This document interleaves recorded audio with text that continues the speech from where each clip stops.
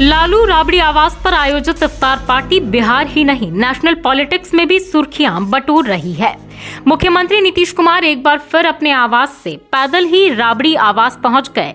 उनके साथ जेडीयू के राष्ट्रीय अध्यक्ष ललन सिंह, मंत्री विजय चौधरी, मंत्री संजय सिंह समेत अन्य दिग्गज नेता शामिल थे।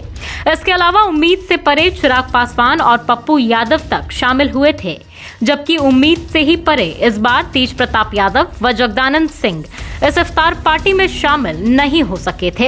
हालांकि मिसा भारती भी इफ्तार पार्टी में शामिल नहीं हो सकी थी। बाहरी दलों में वीआईपी सुप्रीमो मुकेश सहनी भी तेजस्वी यादव के दावते इफ्तार में शामिल नहीं हुए थे। इसके पीछे सबके अपने अपने कारण और अपनी अपनी समस्याएं हैं और इसके ठीक 2-3 दिन पहले जेडीयू की ओर से भी इफ्तार पार्टी दी गई थी, जबकि सीएम आवास पर भी इसका अलग से आयोजन किया गया था। लेकिन पिछले साल आयोजित इफ्तार पार्टी और इस बार की इफ्तार पार्टी में बड़ा अंतर दिख रहा है।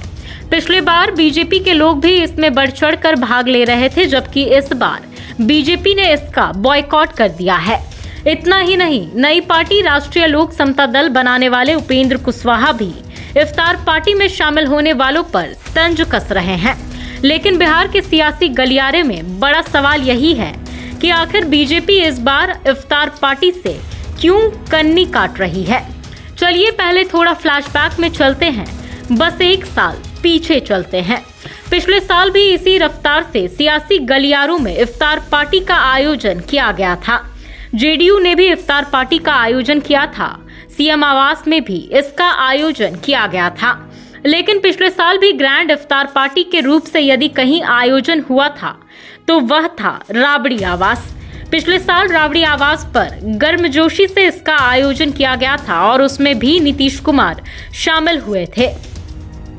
तब उनके साथ बीजेपी के तमाम दिग्गज नेता शामिल हुए थे। दरअसल उस समय नीतीश कुमार एनडीए के मुख्यमंत्री थे और आरजेडी विपक्ष में था। इसके बाद भी नीतीश कुमार राबड़ी आवास गए थे। खास बात की वे पैदल ही वहां पहुंच गए थे। इसे लेकर खूब सियासी हलचल मचा था और जेडीयू तथा बीजेपी के बीच खटास को लेकर भी कयासबाजी तेज हुई थी और यह बात के दिनों में देखने को मिला। फिर जेडीयू और बीजेपी के रिश्ते की दरार इतनी अधिक चौड़ी हो गई कि 15 अगस्त आने से पहले ही एनडीए से जेडीयू आजाद हो गया और देखते ही देखते नीतीश कुमार महागठबंधन के मुख्यमंत्री बन गए। उप मुख्यमंत्री की कुर्सी पर तेजस्वी यादव काबिज हो गए। पॉलिटिकल एक्सपर्ट की माने तो वह साल दूसरा था और यह साल दूसरा है। इस बार भी राबड़ी आवास पर इफ्तार पार्टी को बड़ा इवेंट के रूप में आयोजित किया गया। पिछली बार 5 साल के बाद नीतीश कुमार वहां पहुंचे थे, तो इस बार 9 साल के बाद पप्पू यादव राबड़ी आवास पर पहुंचे। 2 यादवों के मिलन को लेकर आम नेता ही नहीं, वहां पहुंचे रोजेदार भी काफी खुश हो गए। वे यहां तक कहने लगे कि 2 यादवों को एक मंच पर एक साथ देख मन खुश हो गया। यहाँ आपको यह सुनाते हैं कि रोजेदार कितने खुश हैं और वे तेजस्वी यादव तथा पप्पू यादव को एक साथ देखकर क्या बोल रहे हैं। सबसे बड़ी बात है देखने की कि ये देखिए मंच पे आज जो 2 दल का नेता एक जगह बैठे हुए हैं। सबसे बड़ी बात है पप्पू यादव और तेजस्वी यादव आज गले मिल लिए। ये इससे बड़ी बात क्या हो सकती है। बहुत ज़्यादा खुशी हो रही है कि आज 2 यादव एक साथ बैठे हुए।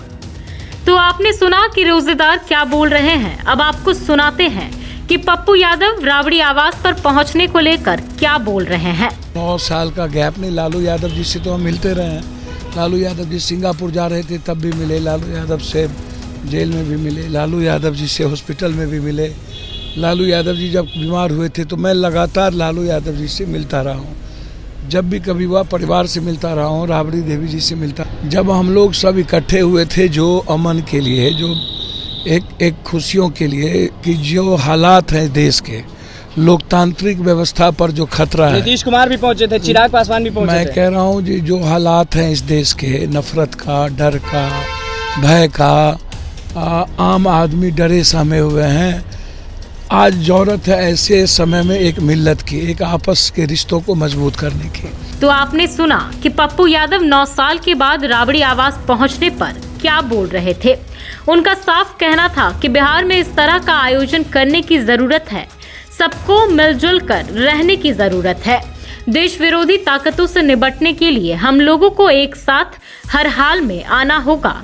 लेकिन सियासी गलियारे में बड़ा सवाल यही है कि पिछली साल बढ़ चढ़कर भाग लेने वाले बीजेपी के लोग इस बार खुद को इफ्तार पार्टी से किनारा क्यों कर लिया। किनारा ही नहीं किया बल्कि आक्रामक भूमिका में भी है। इस पर गिरिराज सिंह, सम्राट चौधरी से लेकर नित्यानंद राय तक हमला कर रहे हैं। नेता प्रतिपक्ष विजय सिन्हा तो एकदम बढ़कर कह रहे हैं कि इफ्तार पार्टी करने वाले नेता नवरात्रि पर भोज क्यों नहीं देते हैं। नित्यानंद राय ने कहा कि यह सब वोट का दिखावा है। पॉलिटिकल एक्सपर्ट की माने तो पिछली बार भी सीएम के सरकारी आवास पर इफ्तार का आयोजन किया गया, तब बीजेपी के लोग इसलिए शामिल हो रहे थे कि वे सब सरकार में थे, लेकिन इस बार सरकार से बाहर हैं और बीजेपी का सबसे बड़ा चुनावी एजेंडा हिंदू मुस्लिम मंदिर मस्जिद ही है। ऐसे में यदि वे इफ्तार पार्टी में शामिल होते हैं तो फिर चुनावी एजेंडा उनका गड़बड़ हो जाएगा। बहरहाल बिहार में इफ्तार पॉलिटिक्स के बीच चिराग पासवान भी सुर्खियों में आ गए हैं। हालांकि चिराग पासवान का झुकाव बीजेपी की ओर है, लेकिन अपने चाचा पशुपति कुमार पारस की वजह से कुछ ठोस डिसीजन नहीं ले पा रहे हैं और इसी धर्म संकट में बीजेपी भी फंसी हुई है। कल ही पशुपति कुमार पारस ने कह दिया कि चिराग मेरा भतीजा नहीं है। ऐसे में अब देखना दिलचस्प होगा कि इस मामले को बीजेपी कैसे सुलझाती है। दूसरी ओर इफ्तार पार्टी को लेकर बीजेपी लगातार विरोधियों पर हमले कर रही है।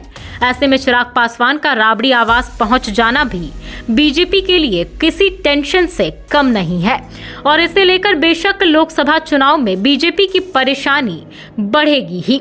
पटना से राजेश ठाकुर की स्पेशल रिपोर्ट। बहरहाल ऐसे ही तमाम अपडेट्स के लिए बने रहें लाइव सिटीज के साथ। अगर आप इस वीडियो को हमारे फेसबुक पर देख रहे हैं तो हमारे पेज को लाइक कर लें, यूट्यूब पर देख रहे हैं तो हमारे चैनल को सब्सक्राइब कर लें। धन्यवाद।